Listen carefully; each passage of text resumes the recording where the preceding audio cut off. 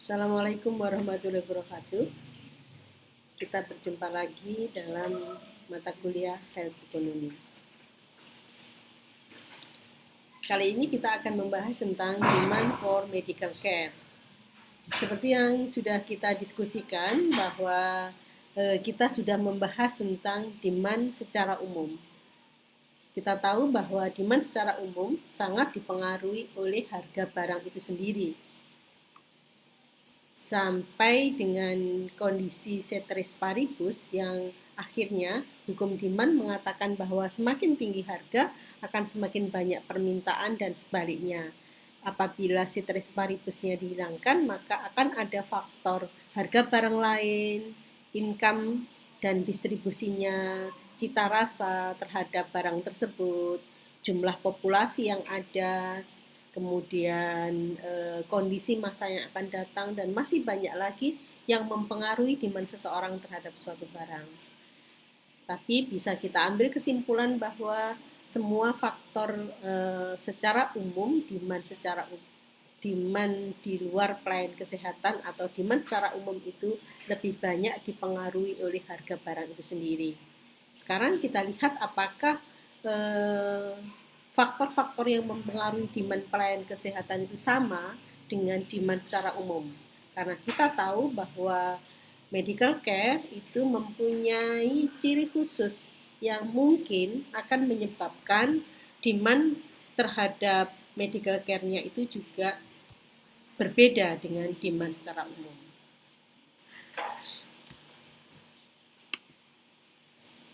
Kita lihat bahwa sebenarnya faktor yang mempengaruhi demand terhadap pelayanan kesehatan itu ternyata lebih banyak dipengaruhi oleh faktor provider. Dalam hal ini adalah medical doctor atau dokternya, atau mungkin pemberi pelayanan kesehatan yang lain. Misalkan kalau yang memberi pelayanan kesehatan itu adalah bidan misalkan, maka bidan itu juga bisa sebagai penentu demand pelayanan kesehatan. Baru kemudian faktor lain yang berada di pasien itu sendiri, yaitu kejadian sakit, kemudian kondisi kultural demografinya, karakteristik kultural demografinya, ekonomi faktor, dan masih banyak lagi. Sekarang kita lihat satu persatu kenapa kok demand pelayanan kesehatan itu lebih banyak dipengaruhi oleh providernya, dalam hal ini dokternya. Sedangkan kalau kita lihat demand secara umum itu tidak ada yang tidak ada faktor penentunya, itu faktor dari providernya. Kita lihat yang rumus yang secara umum ya. Ini adalah harga barang itu sendiri, harga barang lain, income, kemudian cita rasa produk, kemudian cita rasa konsumen terhadap produk tersebut, jumlah populasi, kondisi masa yang akan datang. Jadi mungkin kalau itu berpengaruh ada pada bagaimana provider itu menciptakan taste, menciptakan cita rasa terhadap produk sehingga diminati oleh konsumennya. Nah, ini berbeda dengan berbeda pada kondisi industri pelayanan kesehatan. Kita diskusikan satu persatu. Kenapa kok faktor yang mempengaruhi demand terhadap pelayanan kesehatan itu adalah faktor dokter atau provider, dalam hal ini dokter? Karena pelayanan kesehatan itu sendiri yang memberikan itu adalah providernya, itu adalah dokternya. Jadi dokter itu adalah mesin di dalam pelayanan kesehatan. Dalam hal ini dokter itu sebagai advisor sekaligus sebagai supplier. Dialah yang memberikan advice dan dia juga yang memberikan pelayanan kesehatan itu sendiri. Sehingga ini nanti akan menjadi sangat rawan terhadap adanya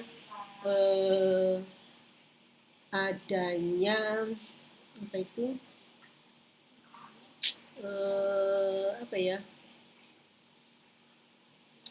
moral hazard. Maaf, saya kok sampai kelupaan terhadap istilah tersebut.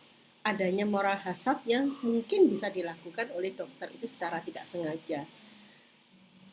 Kita lihat kenapa kok dokter itu sebagai faktor yang paling dominan, karena adanya ciri khas pelayan kesehatan yang tidak luput pada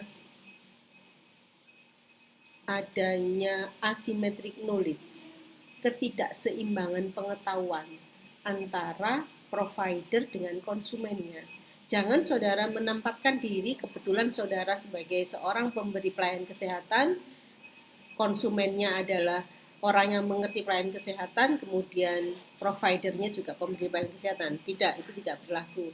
Tapi bayangkan bahwa dalam hal ini konsumennya adalah orang-orang yang tidak mengerti, bukan orang pelayan, bukan tenaga kesehatan.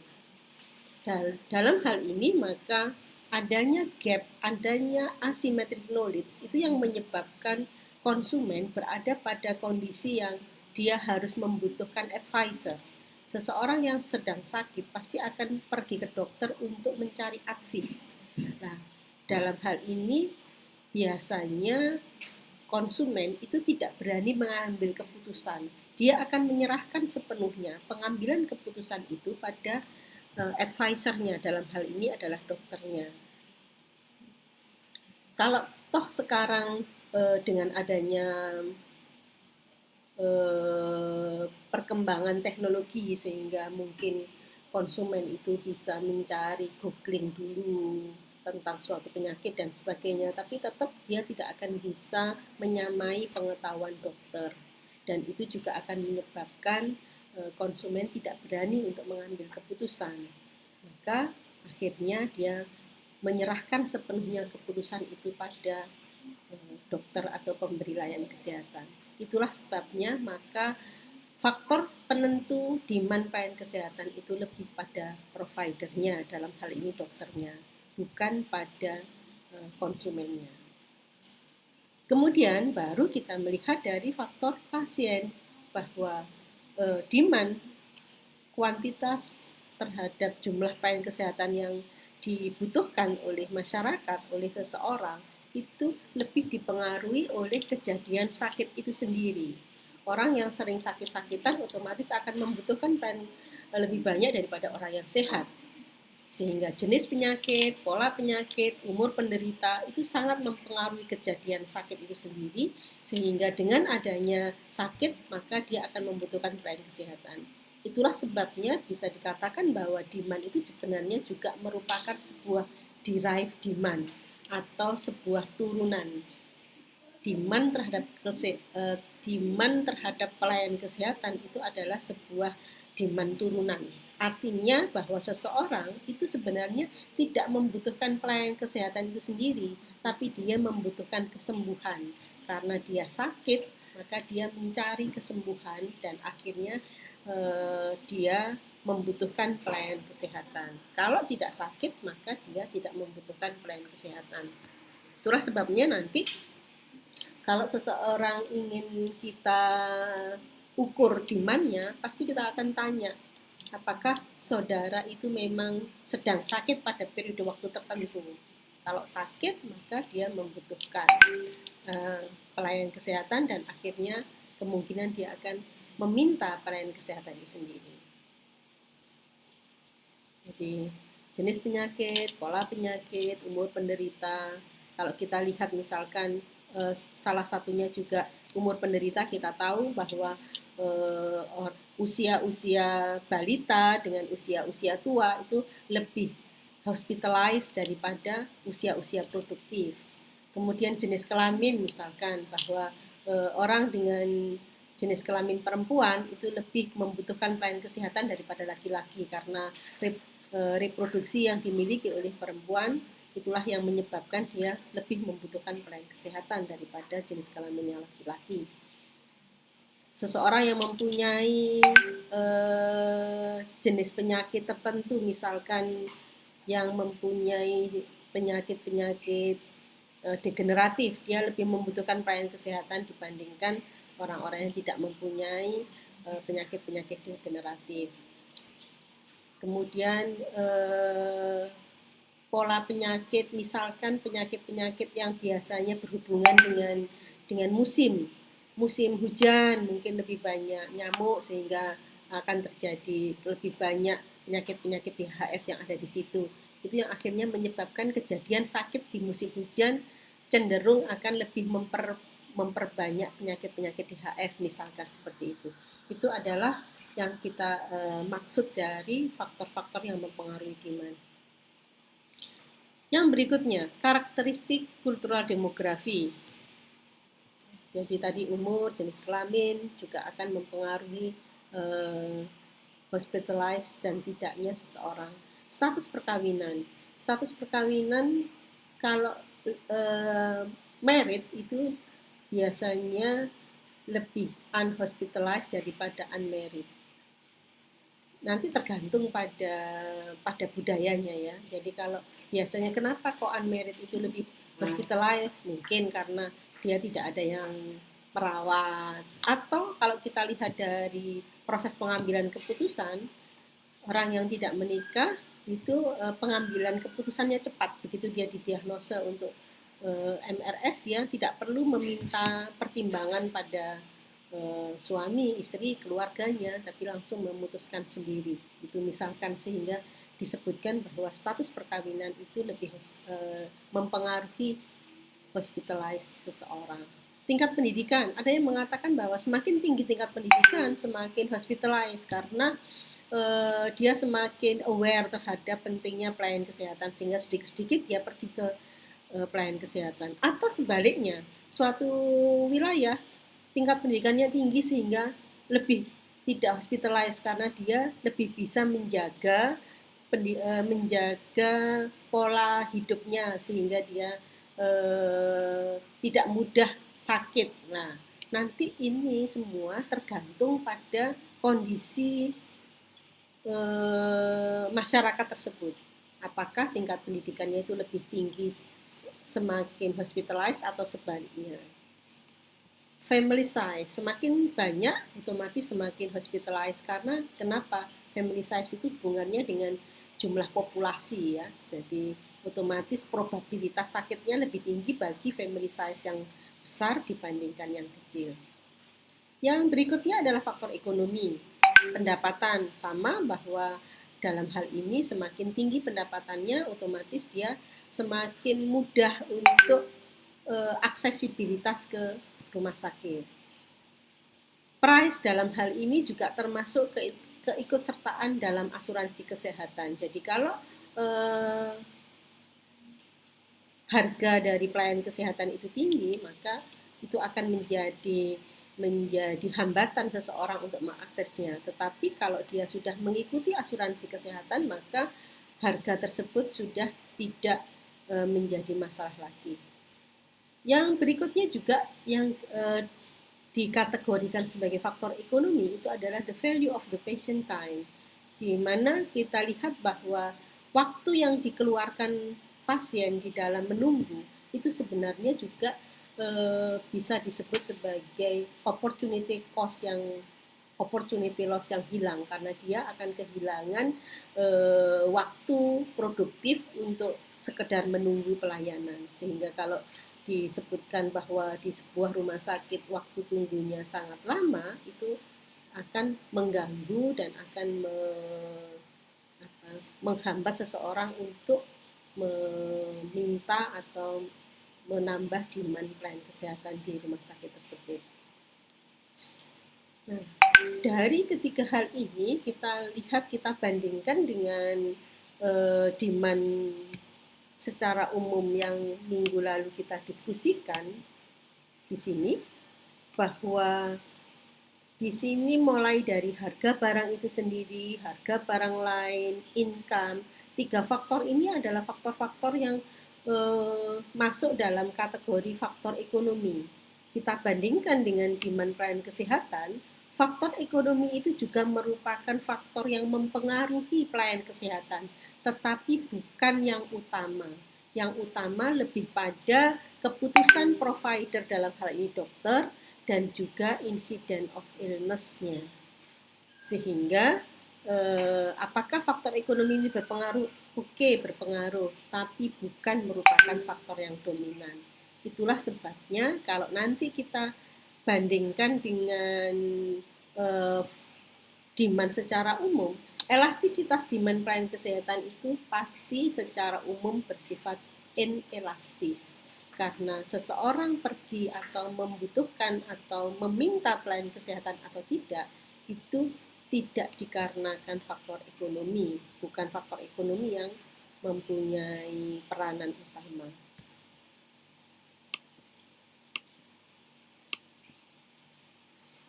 Nah, karena adanya penentu dari demand sendiri itu lebih banyak oleh provider dalam hal ini dokter, maka akan eh, ada potensi untuk yang saya sebut sebagai moral hazard tadi, atau kita sebut sebagai demand creation yang negatif. Apa sih sebenarnya demand creation itu? Demand creation itu adalah sebuah penciptaan demand yang sebenarnya konsumen itu sebenarnya tidak tidak terbersit untuk membeli, akhirnya menjadi membeli. Nah, demand creation itu apakah tidak boleh? Oh ya boleh. Kalau tidak boleh kan otomatis seorang marketer tidak akan bisa menjual produknya gitu ya. Nah, jadi demand creation itu boleh, tapi demand creation tidak boleh kalau menjurus pada moral hazard atau demand creation yang negatif. Nah, ini sangat bahaya kalau tidak difahami oleh para provider dalam hal ini dokter. Dokterlah yang harus sangat hati-hati supaya tidak melakukan demand creation yang negatif. Karena kan pada waktu dokter itu berhadapan dengan konsumennya, maka konsumen menganggap dokter itu sebagai advisor, pasti akan menyerahkan sepenuhnya keputusan pembelian itu pada dokter. Contoh misalkan, eh, kita panas tinggi. Nah, kemudian kalau ada dua orang yang sama-sama panas tinggi, kemudian oh ini membutuhkan pemeriksaan laboratorium. Dokter tidak menjelaskan apapun pada keduanya, kemudian si A semua indikator di dalam pemeriksaan laboratorium itu dicentangin semua. Kemudian si B juga diberi tapi ada 1, 2, 3 saja yang dikasih tanda centang, misalkan ternyata dia hanya gula darah lengkap begitu. Yang lainnya lengkap semua. Nah, kalau ini tidak dijelaskan dengan baik, maka pasien bisa saja berpikir bahwa oh ini dokternya sedang bekerja sama dengan klinik ini, karena satu kali centangan itu adalah ada rupiah yang mengikutinya. Nah, inilah yang harus sangat hati-hati. Kalau itu disampaikan dengan jelas, maka demand creation positif ini akan tercapai. Jadi harus dijelaskan bahwa mengapa alasan dokter meminta kita untuk merujuk atau melakukan pemeriksaan laboratorium dengan sangat lengkap, dengan apa ya, anamnesa yang dilakukan oleh dokter, dokter kemudian menyampaikan dugaan-dugaan untuk memperkuat dari anamnesenya, diagnosenya, sehingga akan memperkuat hasil anamnesa kemudian menegakkan diagnosenya. Nah, itulah yang harus disampaikan oleh dokter pada pasiennya. Jadi nanti akan terjadilah demand creation, tapi demand creation-nya positif. Ini contohnya juga, misalkan demand creation yang positif, penggunaan USG karena pasien mendapatkan informasi yang jelas tentang pentingnya USG. Atau kalau sekarang saudara misalkan ada ibu hamil di Surabaya, kemudian ditanya, Mbak, dipegang oleh dokter siapa? Dokter X gitu. Kemudian, oh nanti pasti akan apa itu seksio ya. Loh kenapa? Ya karena semua pasien yang dipegang oleh dokter X itu seksio. Nah, padahal kan seksio itu harusnya kan harus ada indikasi medis gitu. Nah, nanti itu yang kita sebut sebagai jangan sampai seksio itu karena adanya demand creation yang negatif. Sehingga ada 4 cara untuk mengatasi demand creation yang negatif. Yang pertama ya, karena tadi demand creation yang negatif ini muncul karena adanya gap pengetahuan yang sangat tinggi, maka yang dilakukan adalah peningkatan pengetahuan pasien. Dengan cara apa? Dengan pemberian informasi yang jelas, penjelasan inform concern yang jelas tentang tindakan tersebut, kemudian efek negatif dan baik baik prosedur tindakan tersebut sampai dengan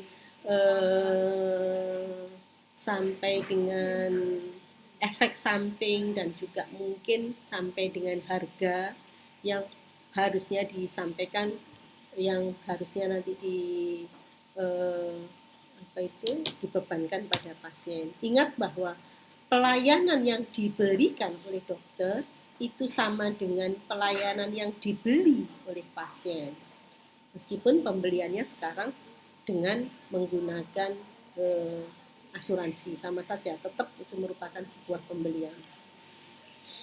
Yang berikutnya adalah dengan pembentukan komite medik. Kita tahu bahwa komite medik itu fungsinya adalah membuat standar, menentukan standar-standar pelayanan, sehingga tugas komite medik ini adalah salah satunya adalah memastikan bahwa semua pelayanan itu sesuai dengan standar. Sehingga kalau ada yang dirasa melakukan pelayanan-pelayanan yang over, yang melebihi, maka komite medik inilah yang nanti akan memastikan kembali bahwa keputusan pelayanan-pelayanan yang tidak penting itu akan dihilangkan atau tidak dilakukan. Yang ketiga, peningkatan insentif dokter. Meskipun ini sebenarnya saya pribadi tidak begitu cocok, tidak setuju dengan ini, tapi di dalam referensi ini dikatakan bahwa salah satu cara untuk mengatasi demand creation negatif adalah peningkatan insentif dokter. Kenapa kok penulis ini membuat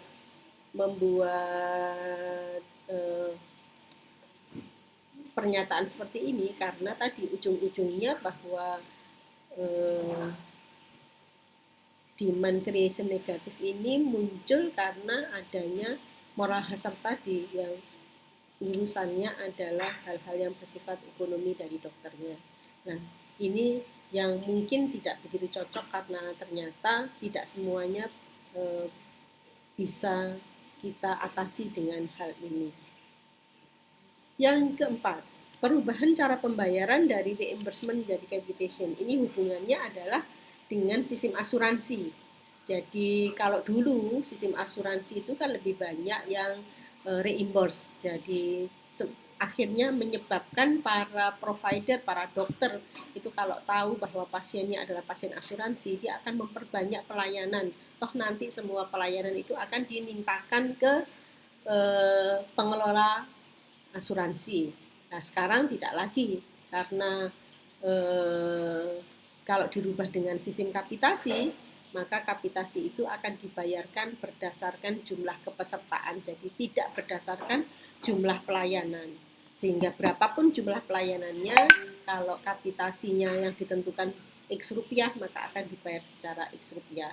Demikian juga sekarang ini kalau kita lihat pelayanan di BPJS, sistem pembayaran dari pengelola asuransi ke provider, kapitasi untuk PPK 1 dan model INA-CPJS untuk PPK 2, maka ini juga sudah mengubah sistem reimbursement menjadi sistem paket, sehingga penambahan tindakan yang dilakukan oleh dokter sudah tidak akan membebani pasien, bahkan merugikan rumah sakit dan merugikan dokter itu sendiri. Jadi ini sekarang sudah teratasi kalau pasien-pasiennya berada di pasien-pasien yang dilayani oleh BPJS.